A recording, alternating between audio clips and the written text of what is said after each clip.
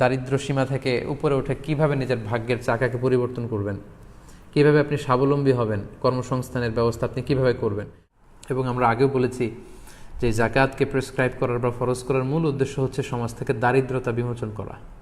অর্থাৎ আমাদের শহরের এক পাশে থাকবে 5 তারকা বিল্ডিং, আরেক পাশে বস্তিতে লোকজন না খেয়ে থাকবে, রাস্তার এক পাশে 5 তলা আরেক পাশে গাছতলা, এটা ইসলাম চায় না।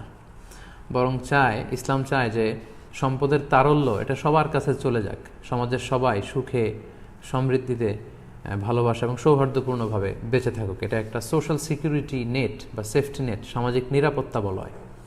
আমরা যদি খেয়াল করি তাহলে দেখব যে গোটা বিশ্বের প্রায় 95% অ্যাসেটের মালিক হচ্ছে পৃথিবীর মাত্র 5% লোক।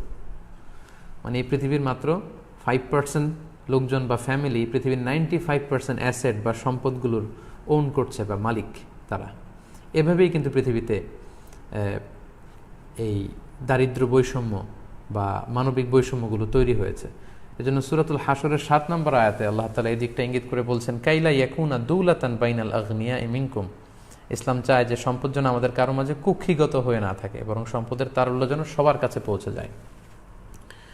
এবং আল্লাহ রাসূল সাল্লাল্লাহু আলাইহি ওয়াসাল্লামও কিন্তু ওনার পুরো জীবনব্যাপী এই দারিদ্রতার বিরুদ্ধে যুদ্ধ করে গিয়েছেন বলা যায় অনেকটা। অর্থাৎ মানুষকে স্বাবলম্বী বানানোর জন্য, দারিদ্রতা বিমোচন করবার জন্য, কর্মসংস্থানের ব্যবস্থা করে দেওয়ার জন্য বিশ্বনবী সাল্লাল্লাহু আলাইহি ওয়াসাল্লাম কিন্তু আমরণ কাজ করে গিয়েছেন।